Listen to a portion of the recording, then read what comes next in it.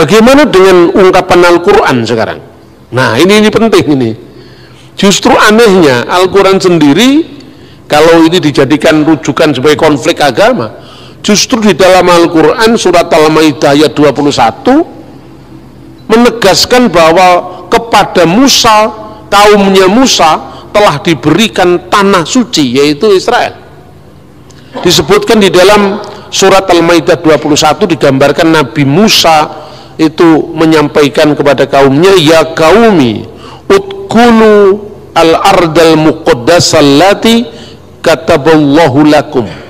Wahai kaumku, ya qaumi udkhulu, masuklah al-ardal muqaddas, ke tanah suci, allati, yang oleh Allah kataballahu lakum, diberikan kepadamu. Nah, bagaimana teks ini kemudian dipahami oleh orang-orang pejuang Hamas Palestina sekarang? Sejak orang-orang Israel menolak Muhammad sebagai nabi terakhir, maka perjanjian ini sudah batal, katanya.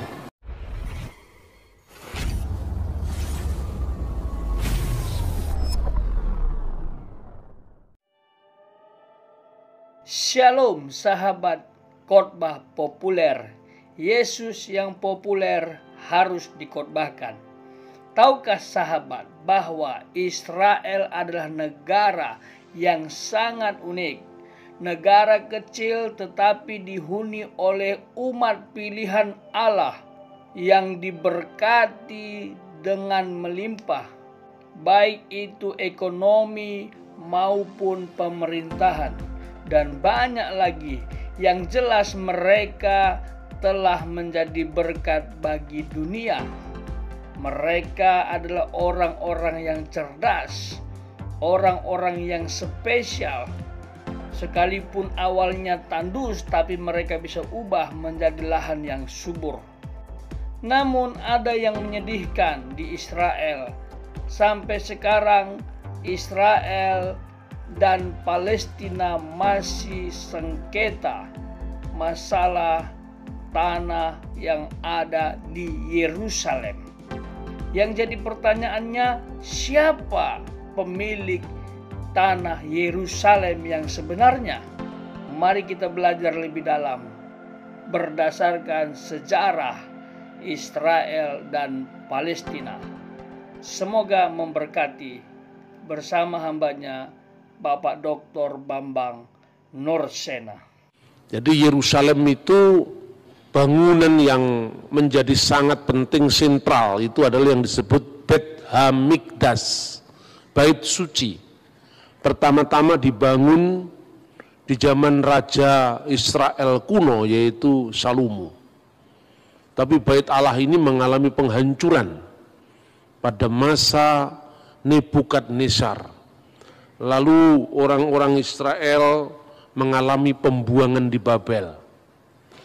Kemudian ketika Tuhan berkehendak mengembalikan mereka kembali ke tanah suci, mereka pun kembali ke tanah suci.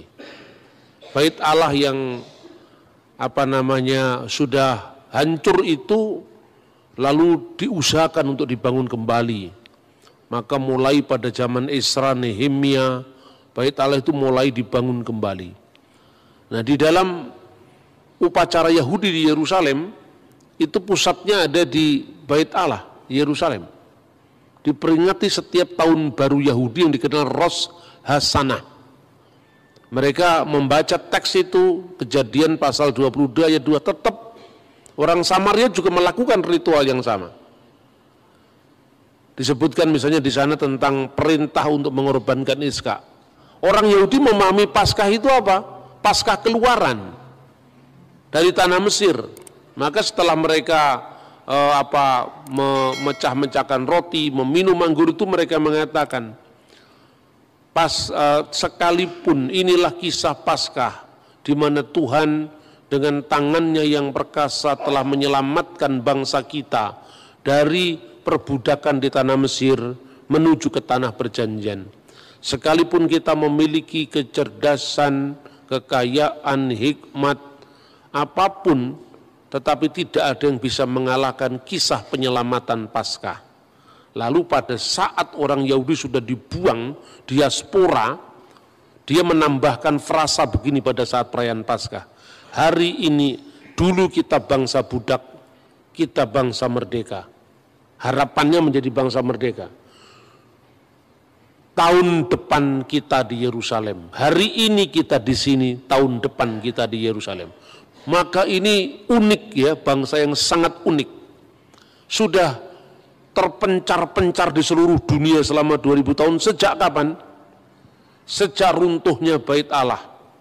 Pada masa Jenderal Titus, kalau menurut penanggalan kita sekarang 5 Agustus tahun 70 Masehi, atau bertepatan dengan tanggal Tisa B'Ab, tanggal 9 bulan Ibrani Ab, tahunnya 823 setelah berdirinya kota Roma, kalau menurut kalender Julian. Itu bertepatan dengan 5 Agustus tahun 70 Masehi, kira-kira jam 3 petang. Bait Allah itu dilalap oleh api memasuki ruang Maha Kudus. Dan waktu itu menurut dokumen Yahudi yang bernama Megillot Ta'anit, Gulungan Puasa, itu dokumen ditulis tahun 160 Masehi. Sejak saat itu orang Yahudi harus puasa perkabungan di Bait Allah, dan sampai sekarang mereka menangisi itu di bekas sisa tembok satu-satunya yang dikenal oleh orang non-Yahudi dengan tembok ratapan. Istilah tembok ratapan itu sebetulnya ejekan orang non-Yahudi. Lebih populer disebut dalam bahasa Arab Haitun al-Mubaka, tembok ratapan. Orang Yahudi sendiri suka menyebut dengan tembok barat, Hakotel Hama'arafi, tembok barat. Maka melalui deskripsi singkat ini menunjukkan betapa pentingnya Yerusalem bagi orang Israel selama 2000 tahun, sejak tahun 70 sampai nanti dia memproklamirkan kemerdekaannya, itu kemerdekaan Israel tahun 1948, bayangkan. Jadi lebih kurang kira-kira 1910-an tahun, kira-kira hampir kira-kira dari tahun 70 Masehi sampai tahap 1948. 1900 tahun lebih mereka terpencar-pencar di seluruh dunia, dan mereka kembali ke tanah air mereka semula, yaitu Israel. Itu catatan Alkitab, itu nubuatan Alkitab, ya kan? Karena itu unik, bagaimana hukum internasional tidak kalang kabut dalam menentukan status Israel. Sementara negeri itu sudah mengalami pendudukan demi pendudukan dari kekuasaan bangsa asing. Maka karena pentingnya pentingnya kota suci Yerusalem, secara khusus kota suci Yerusalem yang disebut Ir HaKodes, kota suci Yerusalem, tetapi juga Eret HaKodes, tanah suci Yisrael, atau Eret Yisrael, tanah Israel. Itu begitu penting bagi orang Yahudi. Nah, lalu secara kronologi dari zaman ke zaman, kita melihat bagaimana sekarang ini kota suci Yerusalem secara khusus dan tanah Israel pada umumnya itu menjadi perebutan antara Israel dan Palestina. Nah, ada yang membawa dalil agama, ada yang tidak membawa dalil agama, dan itu menarik. Karena apa? Ya banyak orang Kristen bingung kemudian menyikapi itu. Katanya itu Israel menjajah Palestina, Pak. Nah, orang lain lagi mengatakan, oh tidak, itu memang haknya Israel. Tapi yang satu ekstrim mengatakan pokoknya peta Israel harus tidak boleh ada di muka bumi. Itu tuntutannya Hamas, tuntutannya kelompok-kelompok Islam garis keras. Begitu di dalam forum-forum kajian bersama-sama, Kristennya ikut-ikut ngomong, kita harus memperjuangkan hak Palestina. Iya betul, hak rakyat Palestina. Tetapi dalam konteks ini tidak usah harus kemudian menyangkal deskripsi Alkitab tentang Israel, kan gitu kan? Nah, satu pihak ketika kita membela Israel, juga kita tidak boleh tutup mata terhadap penderitaan rakyat Palestina yang menjadi korban konflik itu. Karena banyak orang Palestina itu bukan hanya orang Muslim, orang Kristen juga ada di antara mereka. Bahkan orang Muslim pun ada yang menjadi warga negara Israel. Jadi warga negara Israel itu ya ada orang Yahudi mayoritas, Kristen urutan ketiga, Muslim urutan kedua. Jadi justru orang Kristen itu minim sekali di negara Israel. Nah, saudara-saudara, kita akan batasi pembahasan kita merunut bagaimana sejarah Israel, ya.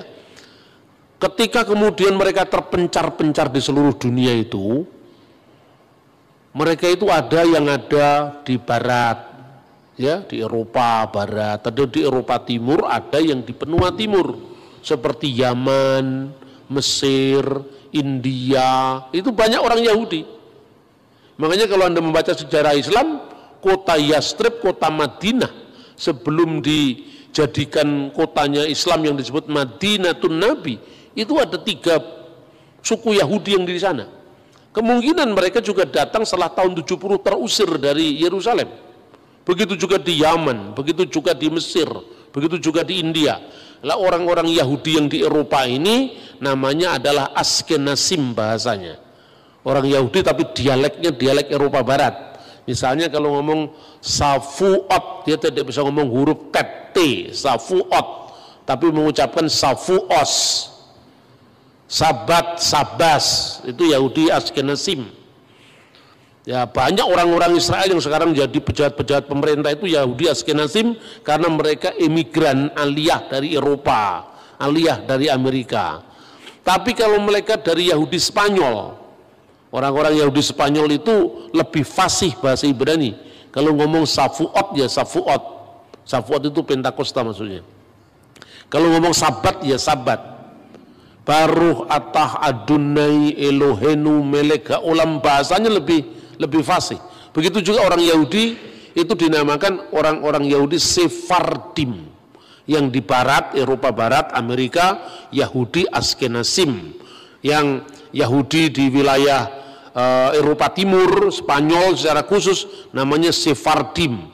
Orang-orang Yahudi yang di Yaman, di Mesir itu namanya Misrahin. Jadi ada 3 kelompok itu bahasanya, dialeknya agak beda. Dan bahasa Ibrani sekarang cukup bisa dibedakan dengan bahasa Ibrani klasik dalam Alkitab. Nah, tapi satu mujizat luar biasa yang kita lihat, Pak. Bahasa Ibrani itu menjadi bahasa mati selama 2000 tahun. Bayangkan, 2000 tahun itu cuma jadi bahasa-bahasa di tempat ibadah. Paling-paling kalau di anak orang Yahudi dia membaca Shema Yisrael Adonai Elohenu Adonai Echad. Itu kalau orang-orang Sephardim bahasanya begitu. Jadi mendayu-dayu kayak Islam, bukan kayak Islam kayak ini lebih tepat karena ini lebih tua daripada Islam. Adonai Elohenu Adonai Echad, sambil meniup shofar itu. Terus kemudian kan mirip dengan Hayyalas Shalah. Tapi kalau dia orang Yahudi dari Spanyol, orang Yahudi Spanyol yang mengucapkan, kalau orang Yahudi Askenazim mirip Protestan, mirip Katolik, karena pengaruh Barat Kristen itu kuat. Misalnya Shema Yisrael Adonai Eloheinu Adonai Echad, itu kalau Yahudi yang di Barat. Tapi baik yang Shema Israel maupun yang Shema Israel, jangan salah paham, dua-duanya nggak percaya Yesus. Itu yang penting. Jadi jangan ke Yahudi-Yahudian, sudahlah warisi gereja yang apa adanya. Kita ini mewarisi multikulturalisme gereja. Ya karena Yesus itu memang Tuhan segala bangsa, bukan hanya miliknya satu suku bangsa tertentu. Maka kalau kita membaca Alkitab pun warisan bahasa yang multilingual itu kita warisi. Perjanjian lama itu bahasa Ibrani. 2000 tahun lebih Samaria Yahudi berpisah. Kurang dari 2000 tahun sejak tahun 90 Masehi Kristen dan Yahudi berpisah. Tapi Tauratnya masih sama. yaitu Taurat Musa itu loh, dari Kejadian, Keluaran, Imamat, Ulangan, Bilangan, Ulangan, sama. 2000 tahun berpisah, Tauratnya Yahudi, Tauratnya Samaria, dan Kristen sama. Cuma orang Samaria tidak percaya dengan Yosua terus sampai Maleaki, dia tidak percaya. Karena apa? Nah, kalau dia percaya kan Yosua itu akhirnya tibanya Yerusalem. Wow, kalau kitab Yosua tibanya di Yerusalem, padahal Yerusalem tidak dia kehendaki sebagai kota suci. Bagian-bagian pertama kitab Yosua dia ambil ditempatkan setelah pasal 34 kitab Ulangan. Jadi bukan Taurat Samaria berbeda atau 6.000 ayat yang berbeda, bukan 6.000 ayat-ayat dari awal kitab Yosua diambil sama dia utuh-utuh ditempatkan setelah pasal 34. Makanya jumlahnya lebih banyak. Kenapa? Karena dia tidak mau pilih semua Yosua, apalagi nabi-nabi, karena arahnya kok semua membenarkan Yerusalem gitu lah. Kira-kira seperti itu. Tapi yang penting dasar Tauratnya itu tidak berbeda. Orang ya Samaria punya Paskah, Yahudi punya Paskah, Kristen juga menggenapi Paskah itu dengan Paskah Kalvarinya Yesus. Nah, kalau orang Islam boleh aja dia menerima Taurat, boleh saja, tapi kan Taurat yang dibayangkan sendiri, Taurat yang diturunkan kepada Nabi Musa lewat malaikat Jibril. Namanya kepercayaan itu kan hak asasi setiap orang.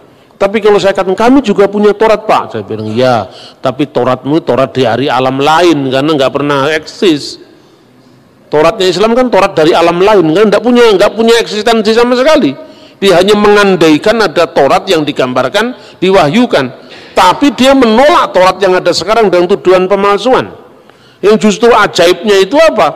Kristen, Yahudi, Tauratnya masih sama. Tafsirannya beda, ya tafsirannya beda. Sesama Kristen aja, Katolik sama Protestan juga beda tafsir kok. Apalagi beda. Satunya tidak percaya Yesus, satunya percaya Yesus, tapi kitabnya masih sama, itu luar biasa itu. Nah, ini menjadi bukti bagaimana Alkitab itu tidak berubah. Secara khusus tentang Yerusalem, orang Yahudi punya keterikatan dengan Bait Allah, khususnya Hakotel Hama'arafi, yaitu tembok barat yang dikenal dengan Haitun al-Mubaka. Orang Islam punya sejarah sendiri yang dikaitkan dengan kunjungan Nabi Muhammad secara metahistoris, bukan secara historis, itu metahistoris, karena itu kan pengalaman iman kan terhadap kota suci Yerusalem. Lalu apa? Katanya secara metahistoris Nabi Muhammad naik dari Masjidil Aqsa itu ke Sidratul Muntaha secara metahistoris. Ya, makanya di atas tempat di mana menurut pandangan Islam dulu Nabi Muhammad naik ke Sidratul Muntaha, kemudian sejak zamannya Khalifah Abdul Malik bin Marwan tahun 695 didirikan masjid yang dikenal Dome of the Rock, Masjid Kubatus Sokroh, Masjid Kubah Biru, Kubah Mas, Masjid Kubah Mas. Lalu kira-kira tahun 705 anaknya dari Abdul Malik bin Marwan namanya Khalifah Walid bin Abdul Malik bin Marwan mendirikan satu masjid yang dinamakan sesuai dengan ayat Al-Quran. Maha suci Allah yang telah menjalankan hambanya pada malam hari dari Masjidil Haram ke Masjidil Aqsa. Berdasarkan kata Masjidil Aqsa yaitu masjid yang jauh, Khalifah Walid bin Abdul Malik bin Marwan jauh setelah zaman Nabi Muhammad menamakan masjid ini berdasarkan surat Isra tadi, dinamakan Masjidil Aqsa. Tahunnya 705.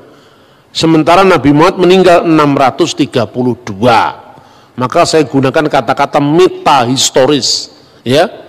Seperti itu, Saudara. Maka bagaimanapun alasannya, orang Islam mengakui itu sebagai tempat suci. Orang Kristen dia punya Golgota, juga di dekatnya Bait Allah itu. Tapi karena orang Kristen memahami Yesus tidak ada di sini lagi, dia sudah bangkit, dia secara emosional tidak terlalu terikat pada kota Yerusalem. Dia terikat pada nama Tuhan Yesus, lebih terikat pada peristiwa kebangkitan Yesus itu, Meskipun orang Kristen juga sangat mencintai kota Yerusalem karena eksistensi Golgota ada di sana. Nah, jadi tiga kelompok ini memiliki pengalaman historis terhadap kota suci Yerusalem. Lalu Palestina dan Israel secara politik, bagaimana dia memahami klaim-klaim ini kan? Ya, lalu klaim historis itu miliknya Palestina atau miliknya Israel? Kita uji pertama. Sekarang kita uji klaim Israel dulu. Orang Israel selama 2000 tahun mereka selalu berdoa, berharap, mendamba. Mereka selalu mengatakan, tahun ini kita di sini, lasana habba'ah Yerusalem, tapi tahun depan kita di Yerusalem. Itu bukti liturgis bahwa mereka selalu merindukan kota Yerusalem, sekalipun mereka terserak-serak di seluruh dunia. Yang kedua, di dalam teks yang tadi sudah saya kutip, yaitu Megilat Ta'anit, gulungan puasa. Orang Yahudi mengakui dokumen itu tahun 160, Bait Allah diruntuhkan, dibakar dengan api, tepat di tanggal 9 bulan Ab, atau tanggal 5 Agustus tahun 70 Masehi, sekitar sembahyang Minkah, yaitu jam 3 petang.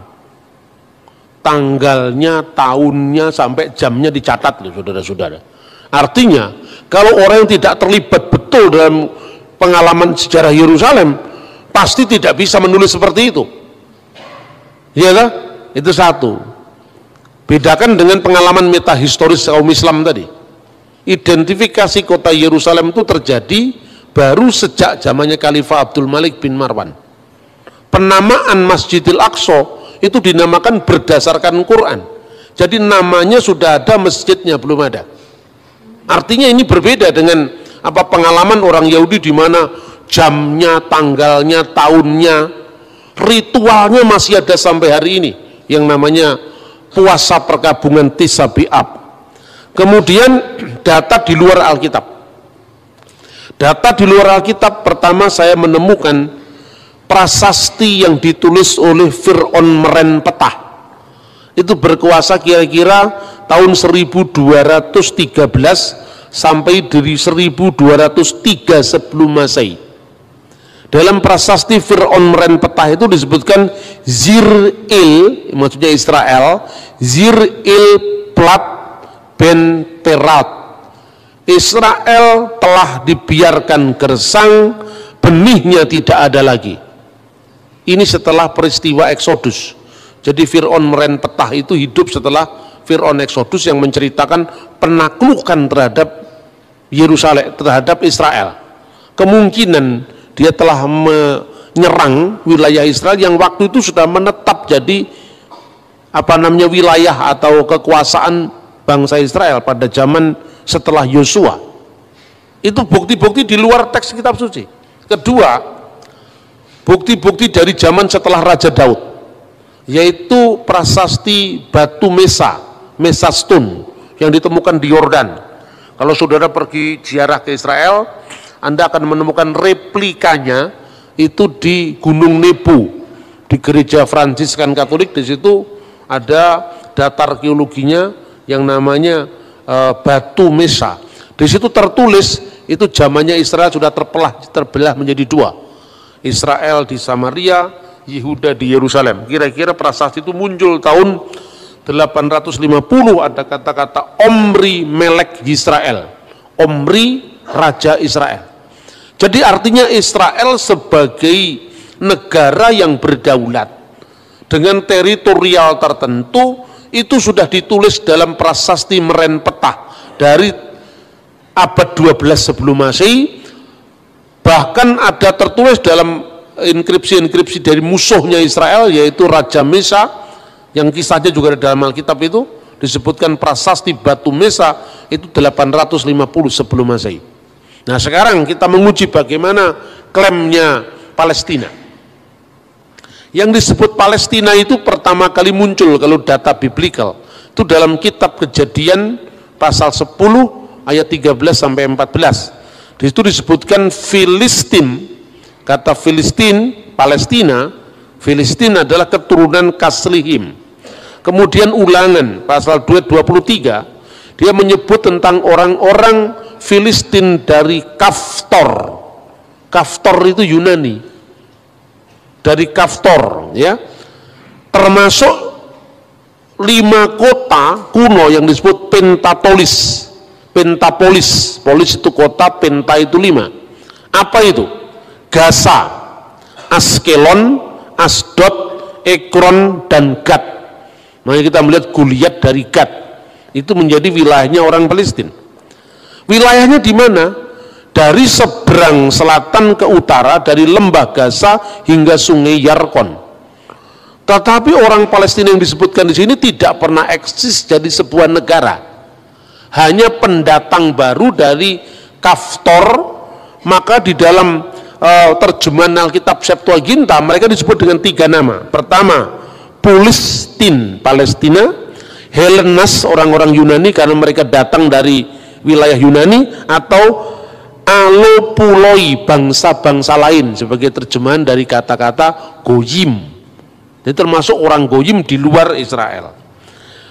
Penemuan arkeologi akhir-akhir ini menunjukkan bahwa tempat-tempat di wilayah misalnya Asdod, Askalon, Gad itu banyak ditemukan tulang-tulang babi.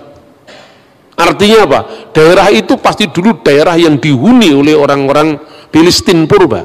Nah pertanyaannya, Filistin purba ini tidak pernah eksis jadi negara. Berarti berbeda dengan Israel yang jelas eksis jadi negara. Prasasti Meren Petah, prasasti batu yang ditemukan di Yordan tadi, batu Mesa di Yordan, Mesa Stone, jelas itu ada eksistensi sebagai negara. Sementara Filistin itu adalah pendatang. Tapi apakah Filistin dalam zaman Alkitab itu sama dengan Palestina sekarang? Nah, itu yang jadi masalah. Nah, kita akan lihat contoh bahwa orang Palestina sebagai pendatang itu ditulis di dalam Sefanya 2 ayat 5. Yosabe Hebel Hayam Kretim, penduduk tepi laut orang-orang Kreti. Kreti itu pulau Kreta dari Yunani. Yang kedua misalnya disebut juga tadi disebutkan Filistin Kaftorin, orang-orang Palestina yang datang dari daerah yang namanya Katfor. Ini menunjukkan eksistensi orang-orang pendatang di Yerusalem. Bagaimana dengan ungkapan Al-Quran sekarang? Nah ini penting ini. Justru anehnya Al-Quran sendiri, kalau ini dijadikan rujukan sebagai konflik agama, justru di dalam Al-Quran surat Al-Maidah ayat 21 menegaskan bahwa kepada Musa, kaumnya Musa telah diberikan tanah suci, yaitu Israel. Disebutkan di dalam surat Al-Maidah 21 digambarkan Nabi Musa itu menyampaikan kepada kaumnya, ya qaumi udkhulu al-ardal muqaddasah allati kataballahu lakum. Wahai kaumku, ya qaumi, udkhulu masuklah al-ardal muqaddas, ke tanah suci, allati yang oleh Allah kataballahu lakum, diberikan kepadamu. Nah, bagaimana teks ini kemudian dipahami oleh orang-orang pejuang Hamas Palestina sekarang? Sejak orang-orang Israel menolak Muhammad sebagai nabi terakhir, maka perjanjian ini sudah batal, katanya. Dan sekarang tanah Palestina itu sebagai tanah wakaf yang diberikan oleh Allah kepada umat Islam sampai akhir zaman. Itulah. Jadi ini Quran ini katanya batal karena sejak orang Yahudi menolak Isa Al-Masih dan Muhammad, itu kira-kira. Nah itu satu. Kemudian kalau Palestina modern memakai dalil agama untuk menguasai Israel, maka mereka harus mau disamakan dengan apa yang dikenal dalam Quran kaum raksasa, kauman jabarin. Kauman jabarin, orang-orang raksasa yang diusir dari tanah suci bersamaan dengan masuknya kaum Musa. Dan itu disebutkan di dalam surat Al-Maidah ayat 22. Kacau kalau itu dilakukan, kalau dalil agama. Israel terlalu kuat dalilnya.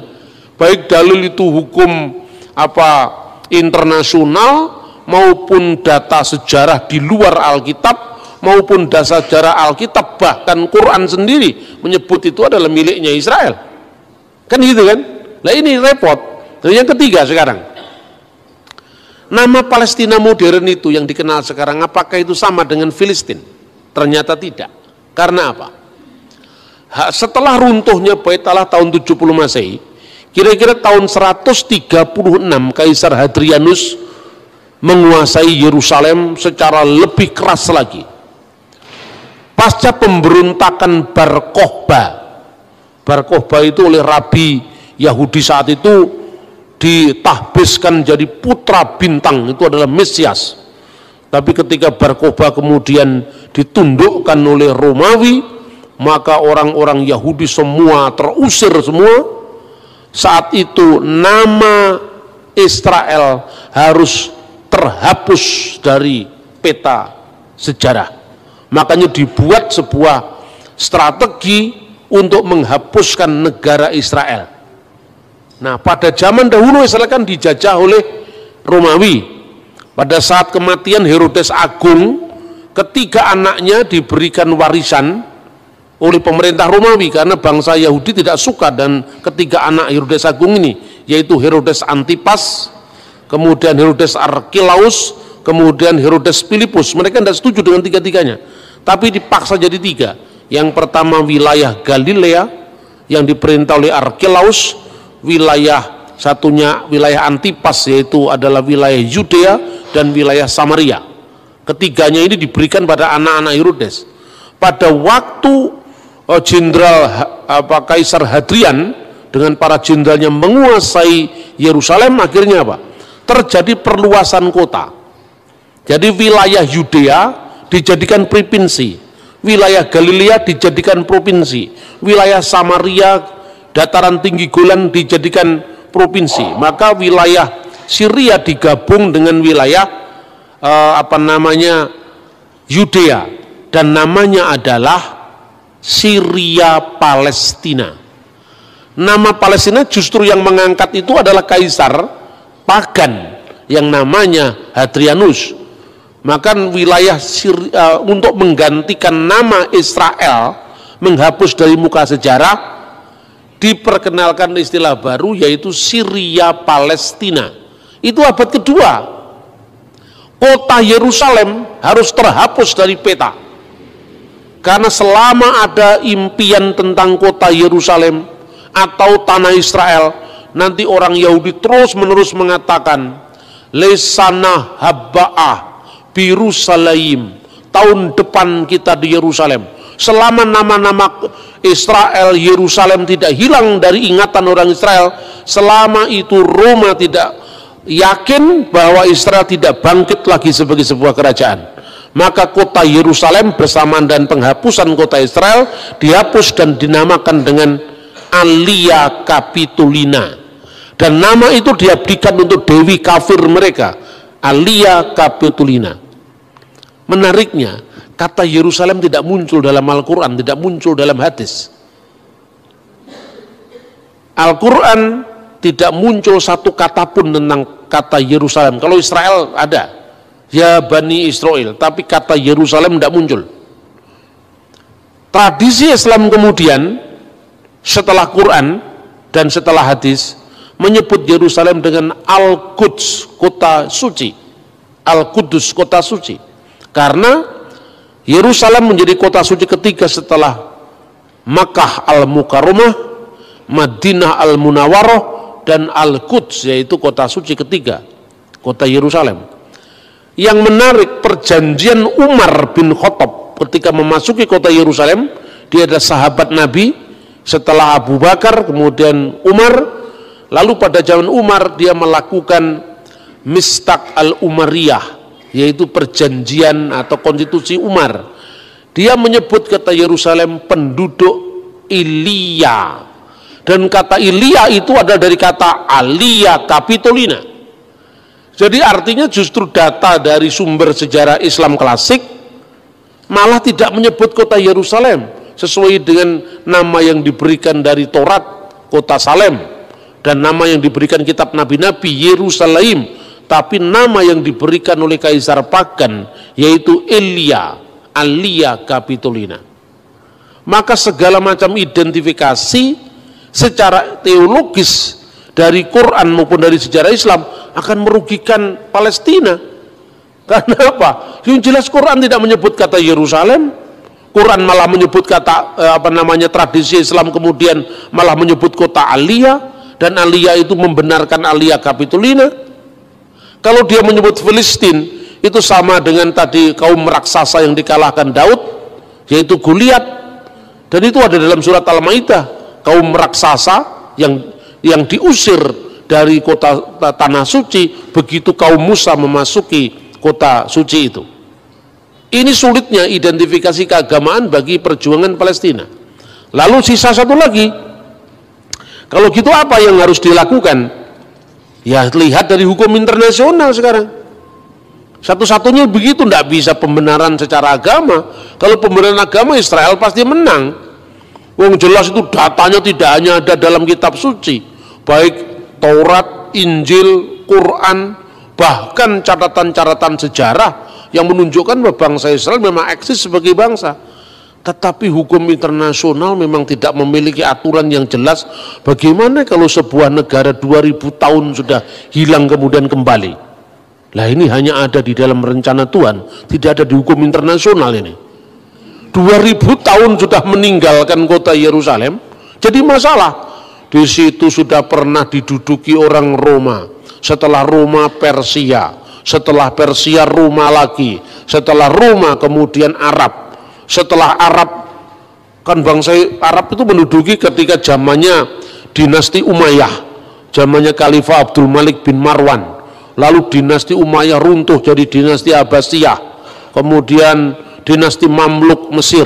Terakhir adalah dinasti atau kekalifan Ottoman.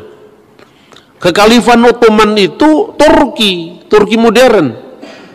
Nah, waktu Perang Dunia Pertama tahun 1914, mereka kalah dengan lawan-lawan mereka. Karena Turki di pihak yang kalah perang, maka otomatis daerahnya diserahkan kepada yang menang perang. Itu Perang Dunia Pertama 1914. Lalu diserahkanlah kepada Inggris. Sementara di wilayah Israel itu sudah ada orang-orang Arab, ya, orang-orang Arab itu sebetulnya Palestina modern itu kan orang-orang Arab itu, baik itu orang Kristen maupun orang Islam. Di situ juga ada orang-orang Yahudi yang mulai aliyah itu emigran dari benua Eropa, dari Amerika, dari Timur Tengah, dari India, semua masuk ke situ. Mereka membeli tanah orang setempat, sebagian ngerampas, ya itu juga diakui. Ada orang-orang Zionis itu yang merampasi tanahnya orang-orang Palestina Kristen, seperti yang dialami oleh Abuna atau pendeta Elias Sakur. Keluarganya dirampas kebun anggurnya, alasannya dijadikan apa itu ternyata dimiliki oleh orang Israel. Itu diselesaikan tidak di dalam konteks negara, tapi dalam konteks penegakan HAM, kan itu kan harus dipilah mana bukan Palestina sebagai negara tapi rakyat Palestina. Itu yang terjadi. Makanya pada saat sekarang ini ada seorang Arab Kristen Palestina, namanya adalah Hanan Nasrawi. Dia selalu memenangkan diplomasi di forum internasional. Kalau pihak Hamas itu pihak Islam yang garis keras itu munculnya setelah Intifadah tahun 1987. Mereka selalu mengatakan hapus peta Israel dari muka bumi, ya itu kan cakar PDW itu. Gitu? Karena ini tanah wakaf umat Islam sampai akhir zaman, dia semaunya sendiri, kan ya begitu hukum internasional. Dan dokumennya tidak ada seperti itu. Tanah wakaf itu kan urusanmu. Tahu hukum internasionalnya seperti apa? Hanan Nasrawi sadar, sebagai seorang Kristen dia tahu Alkitab pasti. Bukan hanya tahu Alkitab, dia tahu dokumen-dokumen sejarah. Bahwa kalau kita memakai dalil keagamaan kita mesti kalah. Karena memang baik Al-Quran maupun Alkitab kalau dalil agama membenarkan kepemilikan Israel. Lalu dia pakai dalil HAM. Waktu saat ada konflik tanah, bahwa ada orang-orang Israel yang menguasai tanah itu secara paksa, pembayaran ganti rugi nggak dilakukan, orang ini terusir. Terus ditanya di forum internasional, di PBB, orang yang bersangkutan itu dihadirkan. Ini tanah milik siapa? Negara Israel mengklaim ini tanah wilayah Israel. Ya, saya tahu ini wilayah Israel. Tapi tanah itu miliknya siapa? Ini tanahnya pemerintah Republik Indonesia. Tapi gereja ini sertifikatnya namanya siapa? Kan gitu kan persoalannya. Tetangga sebelah itu masa ada sertifikat miliknya Republik Indonesia? Enggak kok. Sertifikatnya itu punya siapa? Misalnya punya Tuan Samuel. Tuan Samuel berasal dari mana tanah ini? Dari bapak saya Tuan Daud. Tuan Daud dari mana? Oh, dari kakek saya Tuan Sulaiman. Oh, jelas. Mana sertifikatnya? Ini sertifikatnya. Sertifikat ini tidak dicabut ketika Israel menguasai tempat ini. Terus kemudian forum internasional mengatakan, serahkan ini kepada yang punya. Bahwa wilayah ini sekarang menjadi wilayah Israel itu no problem. Silahkan, wong itu wilayah negara. Tapi sertifikatnya siapa? Ya, orang ini serahkan. Kalau kamu mau beli, ya beli dengan harga yang layak. Itu yang terjadi. Jadi antara penyelesaian secara HAM, secara pribadi, dengan penyelesaian secara politik. Tapi sekarang kita runut bagaimana sejarahnya Israel secara modern. Setelah tahun 1914 Turki kalah perang, Palestina diserahkan kepada Inggris karena pihak pemenang. Lalu Inggris mengeluarkan mandat yang namanya Deklarasi Balfour. Deklarasi Balfour itu dikeluarkan tahun 1917 dengan ketentuan bahwa tempat ini Israel adalah tanah air bagi bangsa Yahudi. Nah, lalu menimbulkan protes bagi orang-orang lokal yang menghuni tempat itu sebelum pendatang-pendatang Yahudi datang ke tanah Israel. Ketika terjadi proses rakyat itu, mereka kan warga negara, dulunya kan warga negara Turki. Tapi kan Turki sudah kalah perang dunia pertama, harus diserahkan kepada Inggris. Inggris mengeluarkan Deklarasi Balfour yang mengatakan itu tanah milik, itu tanah air Israel. Orang-orang yang menduduki tanah itu sebelum Israel datang, artinya orang-orang Yahudi yang datang dari barat tadi, keberatan. Lalu pada tahun 1937 dikeluarkan yang namanya Komisi Lordville. Karena ada orang yang namanya Tuan Ville, maka Lordville. Di sana dibuat obsesi pilihan, ya, tanah Israel di tanah yang sama itu, di tanah suci itu, pembentukan dua negara dalam koeksistensi damai, yaitu negara Israel dan negara Palestina. Itu ditawarkan tahun 1947, dikeluarkan lagi resolusi PBB 181 yang mengatakan mengulangi kembali solusi dua negara. Di tanah suci ada dua negara, yaitu negara Israel dan negara Palestina, dengan catatan kota Yerusalem tidak boleh, Yerusalem Timur tidak boleh menjadi ibu kota salah satu negara yang berkonflik. Yerusalem Timur harus ditentukan statusnya secara hukum internasional sebagai corpus separatum, sebagai bagian yang terpisah di bawah hukum internasional. Takhta Suci Vatikan sepakat dengan PBB. Israel sepakat dengan PBB. Tetapi orang Palestina menolak karena dihasut oleh suku orang-orang Arab tetangganya. Oh, tidak bisa, mereka tidak mau terima. Status wilayah tanah suci itu statusnya kosong kekuasaan. Karena apa? Ini kan statusnya masih di bawah mandat internasional, mandat Inggris yang memenangkan perang dunia pertama, kan itu kan? Berarti statusnya apa? Statusnya dia kosong. Ketika orang-orang Palestina masih sibuk menolak dan mereka punya agenda menghapus Israel dan tidak ada negara Israel sampai kapanpun juga di wilayah Palestina. Sementara status quo negara wilayah itu dalam kondisi tidak lagi di bawah Turki karena Turki sudah kalah perang sama lawan-lawannya yang antara lain Inggris. Israel curi stat untuk kemerdekaannya. Ya, mumpung ini masih kosong, tidak di wilayah siapa-siapa, kemudian ada deklarasi Balfour yang mendukung itu tanah air Israel, soal Palestina nanti mau terima atau tidak urusan lain. Yang penting sudah ada jalur hukum bahwa ini adalah statusnya kosong. Maka dia proklamirkan kemerdekaan 14 Mei 1948. Itu kira-kira seperti itu loh. Jadi kalau saya membahasnya kan netral saya ngomong sejarah ya sejarah. Begitu 14 Mei 1948 negara Israel diproklamirkan, negara-negara Arab mengeroyok Israel. Salah satunya Libanon, Suriah, Irak, Yordan, Mesir, dan Saudi Arabia. Negara-negara Arab yang mengeroyok Israel itu tidak semuanya Islam. Libanon mayoritas Kristen waktu itu. Jadi tidak bisa kita batasi hanya konflik agama. 5 negara tadi kalah semua sama Israel. Dan ini orang yang heran, pengamat militer juga heran. Ini negara kecil baru bangkit begitu, kok bisa menang sama negara-negara raksasa dari 5 negara loh. Libanon, Suriah, Irak, Yordan, Arab Saudi. Bahkan kemenangan itu telah menambah wilayah. Yang dulu kan ditentukan, ini wilayah Israel, ini wilayah Palestina oleh mandat PBB. Resolusi 181. Dengan kemenangan perang itu dia menambah wilayahnya 50% lebih. Jadi dari dulu yang menjadi wilayahnya Palestina sekarang menjadi wilayah Israel. Lah, ini kan bukan pencaplokan, ini menang perang kok. Salahnya sendiri kamu menolak kemarin. Kalau kamu menerima opsi 2 negara selesai kan wilayah masing-masing.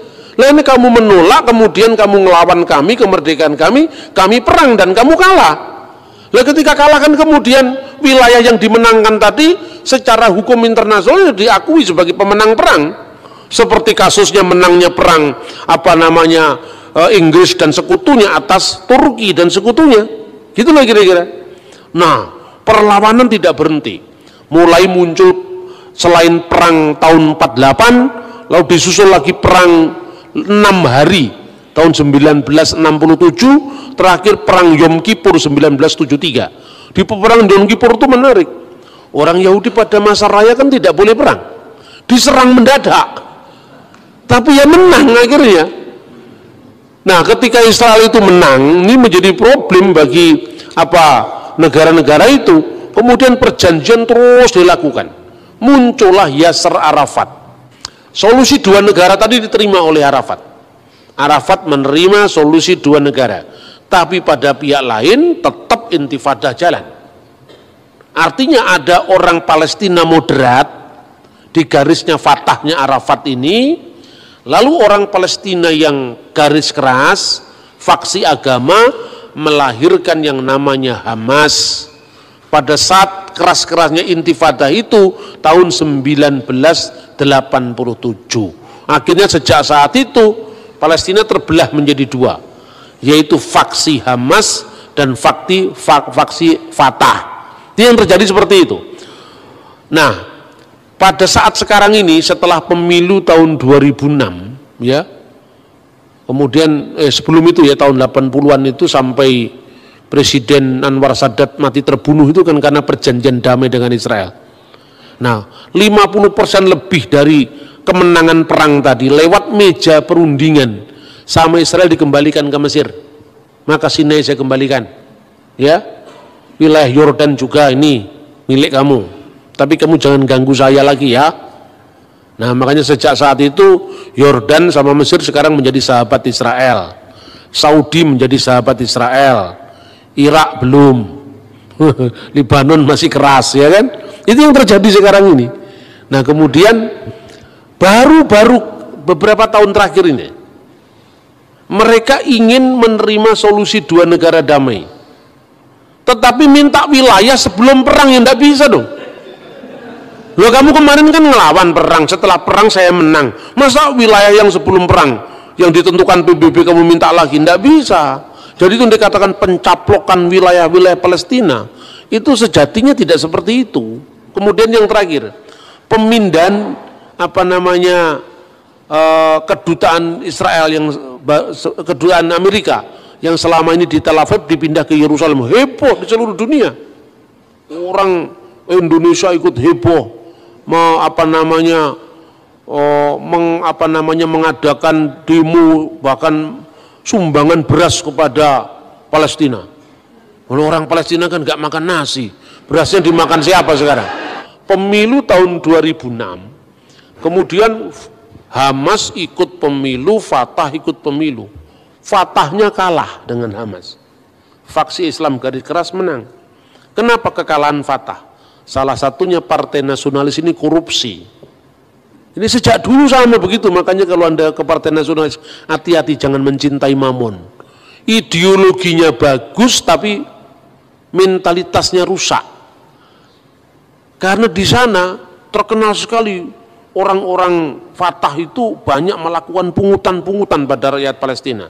Di tengah-tengah kesulitan seperti itu, maka rakyat Palestina pro kepada asal beda dengan Fatah. Hamas menang telak. Waktu menang telak itu, kemudian negara-negara barat kebingungan, wah ini kalau partai garis keras ini menang, ini tidak ada lagi perundingan terhadap Israel. Maka kemudian salah satunya bantuan untuk Palestina, yang itu sebenarnya tersalur nggak tahu kemana untuk bikin merakit bom itu nggak tahu kemana, itu langsung ditarik. Kemudian setelah ditarik diadakan lobbying lagi waktu Ismail Haniyeh masih menjadi Perdana Menteri, tapi presidennya dari Fatah, yaitu Mahmud Abbas. Nah sekarang ini jujur wilayah Gaza itu wilayah menjadi markasnya Palestina, faksi Hamas. Wilayah West Bank, wilayah tepi barat itu wilayahnya Fatah. Sampai hari ini. Coba kalau Palestina tidak terlalu temperamental, sabar itu kan, orang sabar lebih daripada pahlawan pasti dapat. Lah orang menolak opsi dua negara damai koeksistensi dalam satu wilayah, sudah nolak memerangi, setelah perang kalah minta lagi, yang ini nggak bisa dong. ini bahasa vulgarnya seperti itu, karena ini konsumsi jemaat. Terima kasih sahabat Khotbah Populer sudah mendukung channel ini dengan setia. Kiranya Tuhan memberkati sahabat dengan segala kelimpahannya. Bagi sahabat yang baru menemukan channel ini, sudi kiranya mensupport dengan cara subscribe, like, and share. Barangkali teman kita yang lain mendapatkan berkat yang sama dengan kita juga. Menurut saya, konflik di Timur Tengah khususnya Israel dengan Palestina itu seperti benang kusut. Sudah sangat kompleks masalah yang terjadi dan sepertinya tidak bisa dirundingkan lagi, sehingga diputuskan gencatan senjata sebagai solusi terakhir. Dan sampai sekarang kita lihat konflik masih terus terjadi dan semakin memanas. Korban dari kedua belah pihak pun bertambah. Israel dan Palestina khususnya Hamas di daerah Gaza yang merasa sebagai pemerintah di daerah tersebut terus melakukan gempuran. Entah sampai kapan perang ini berakhir. Yang satu mengatakan Israel harus dihapus dari peta dunia. Yang satu mengatakan Hamas adalah teroris yang harus dihabisi sampai ke akar-akarnya.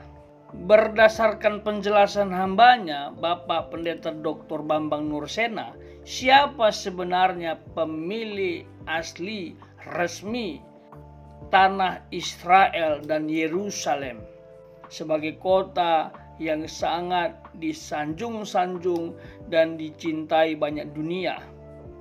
Dan hukum apa yang seharusnya kita terapkan?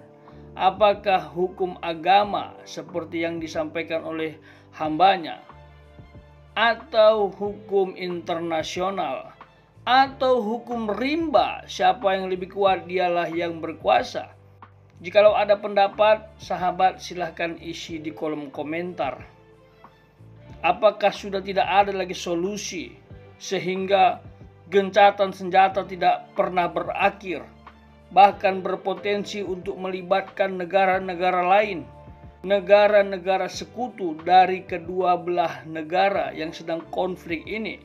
Dan kalau itu terjadi dan masuk dalam kategori perang dunia ketiga, wah, bahaya sekali sahabat. Dunia akan mencekam, ekonomi akan goncang, dan banyak orang akan mengalami kesulitan. Dan kesulitan yang dialami bukan sekedar kamu telat untuk makan, susah cari uang, tetapi ini sangat ekstrim. Karena di mana-mana perang itu memberi dampak yang sangat negatif, bukan saja menghancurkan fisik tetapi juga menghancurkan semangat hidup, spiritual, dan lain sebagainya. Sehingga orang tidak bergairah lagi untuk menjalani hidup. Yang ada banyak orang menjadi stres, depresi karena kehilangan anggota keluarganya, ditambah lagi kesulitan untuk mendapatkan pangan, sandang, dan papan. Mari sahabat, kita doakan agar konflik ini tidak meluas. Kita doakan agar Tuhan yang bekerja secara dahsyat dan konflik ini cepat selesai. Saya melihat masyarakat Palestina sudah sangat menderita. Apakah ini yang dinamakan pemerintah di Palestina yang peduli kepada masyarakatnya?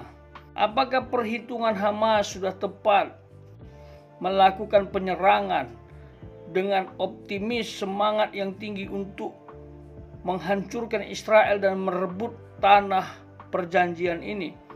Jangan-jangan salah perhitungan. Alhasil mereka akan hancur dan masyarakatnya juga hancur. Orang yang tidak berdosa yang jadi korban. Begitu juga dengan Israel. Apakah dengan menggempur Gaza bertubi-tubi dapat menyelesaikan masalah? Karena fakta di lapangan dan banyak data yang mencatat bahwa korban masyarakat sipil Palestina terus saja bertambah. Diduga kelompok Hamas itu bersembunyi di gua-gua atau di terowongan bawah tanah, sehingga apabila Israel menggempur tempat tertentu, yang jadi korban adalah orang-orang sipil. Dan Hamas pun tidak henti-hentinya meluncurkan rudalnya, dan itu jumlahnya sangat banyak. Bayangkan kalau itu menyentuh tanah Israel yang dimana banyak orang-orang tidak bersalah sedang tidur, sedang beraktivitas, terkena. Korban akan bertambah juga, dan ratap tangis akan terdengar di mana-mana. Terakhir, biarlah pembahasan ini membuka cara berpikir kita dan menjawab pertanyaan yang ada di benak kita. Siapa sebenarnya pemilik asli atau resmi tanah Israel? Dalam hal ini saya tidak akan menjawab tegas. Silahkan sahabat menyimpulkan sendiri. Tuhan Yesus memberkati.